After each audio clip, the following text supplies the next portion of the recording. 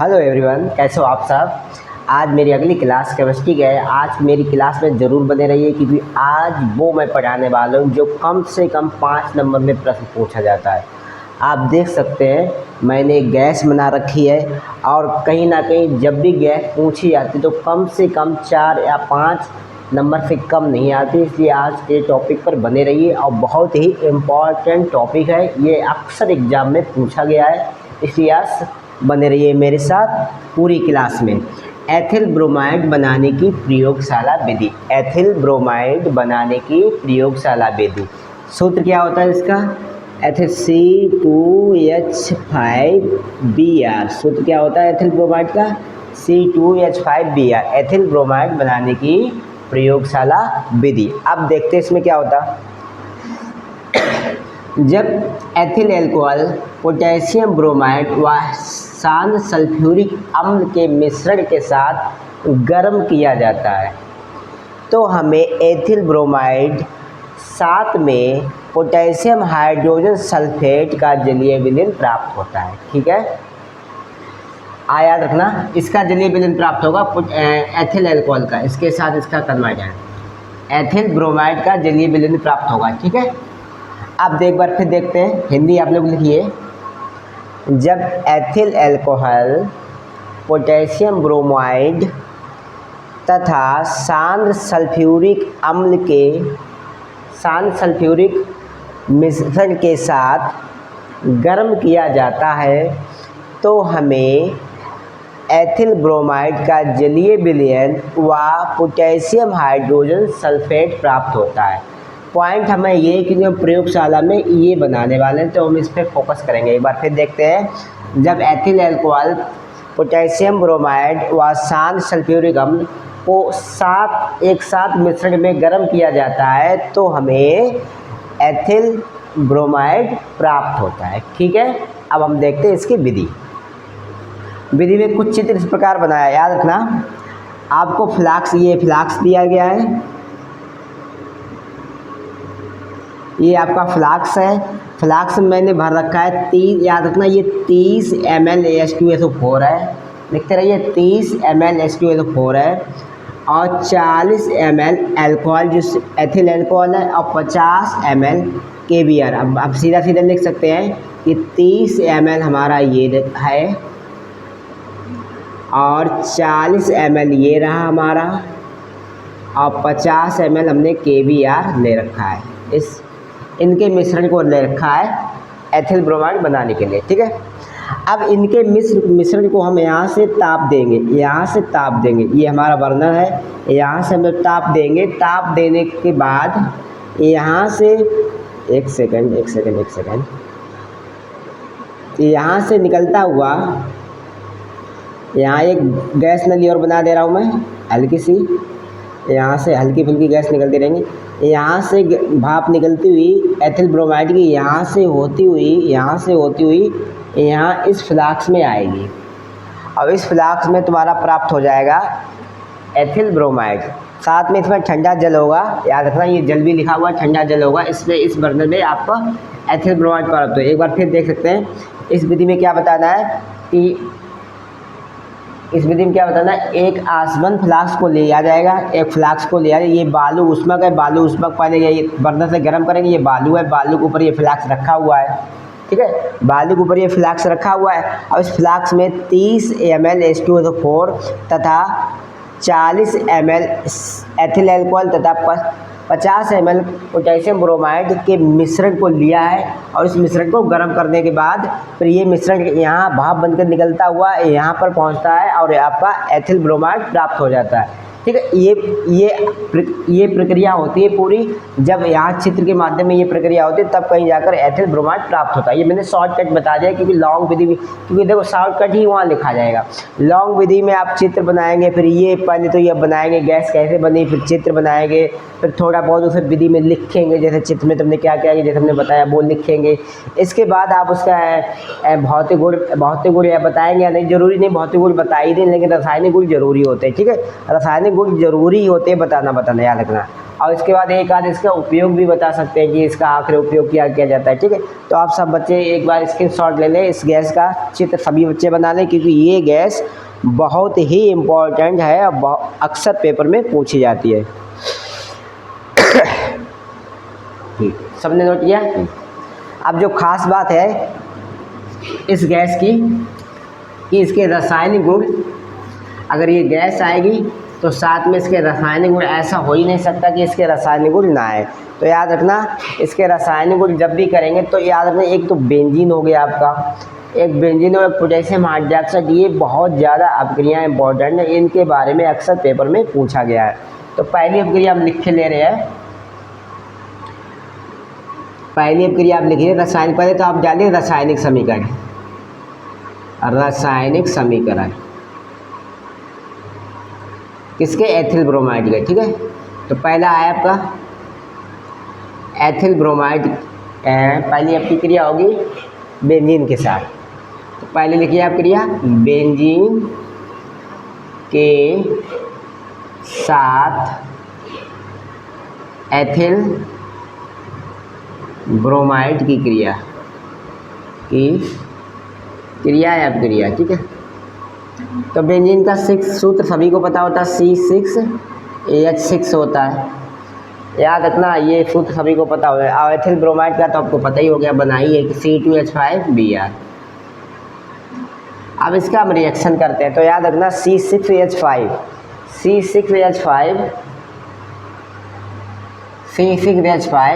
C2H5 ये आपका बनके तैयार हो गया एथिल बेंजीन। क्या इसका नाम क्या होता है, एथिल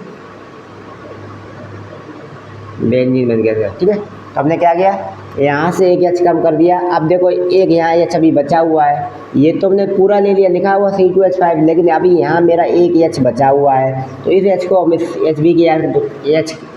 HBr अलग निकाल देते हैं, HBr लगा देते हैं। ठीक है, तो हाइड्रोजन ब्रोमाइड प्राप्त हो जाएगा।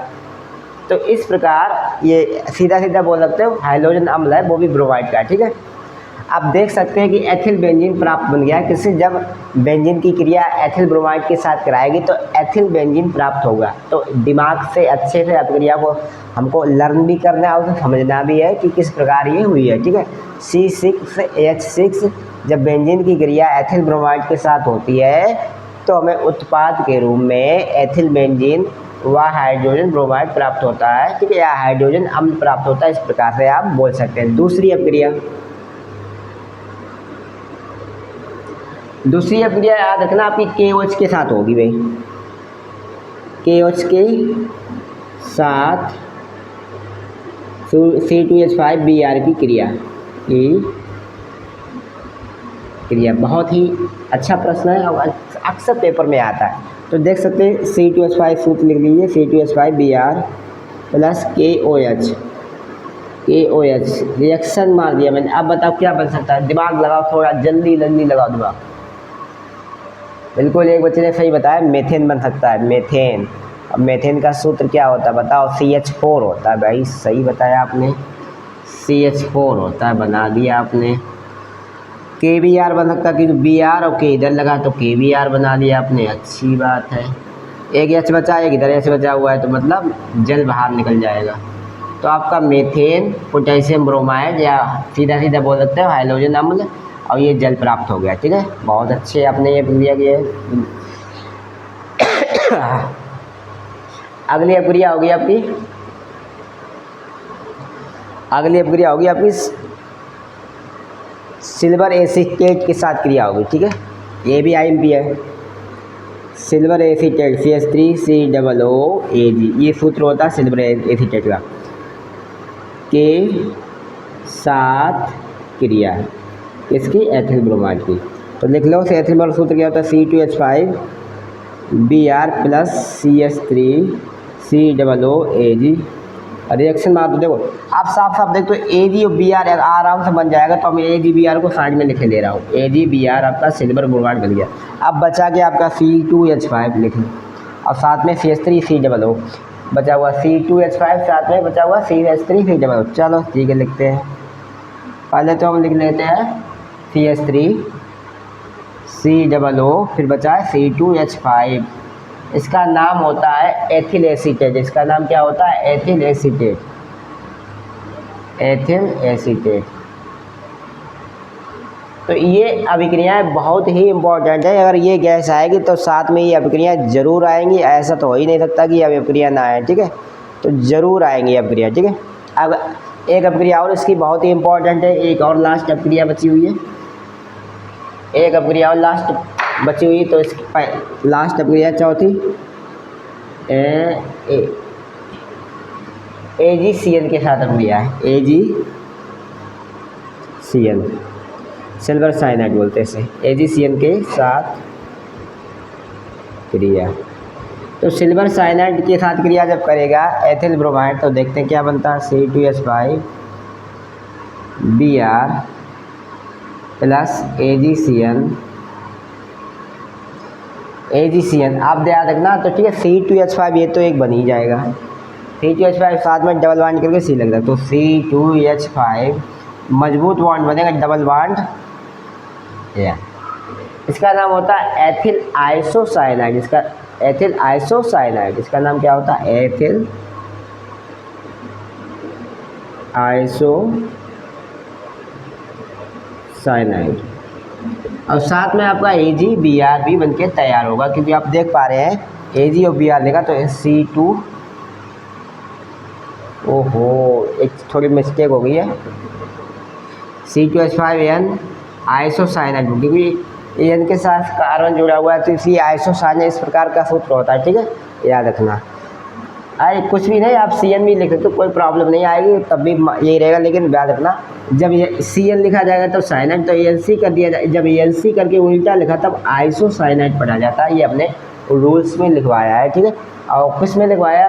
जब मैंने आपको पढ़ाया था उपसय संयोजक पार्ट पढ़ाया था, ठीक, चैप्टर 5 पढ़ाया था, उसके बारे में मैंने बताया था। इसके सारे नाम किस प्रकार से होंगे वो जरूर आप लोग वो चैप्टर जरूर देख लें अगर ये समझना है। ठीक है, तो इस प्रकार की ये रासायनिक कुछ अभिक्रियाएँ थी और ये अक्सर एग्जाम में आती हैं। ठीक है, तो आप इन अभिक्रियाओं पर ज़रूर ध्यान दें, क्योंकि अगर इन अभिक्रियाओं को आपने ध्यान से पढ़ लिया तो कहीं ना कहीं ऐसी अभिक्रियाएँ एग्जाम में ज़रूर आती है। और ये अभिक्रियाएँ अगर आप कर लेते हैं तो आप कहीं ना कहीं पूरे नंबर अर्न कर पाएंगे, मतलब प्राप्त कर पाएंगे। ठीक है,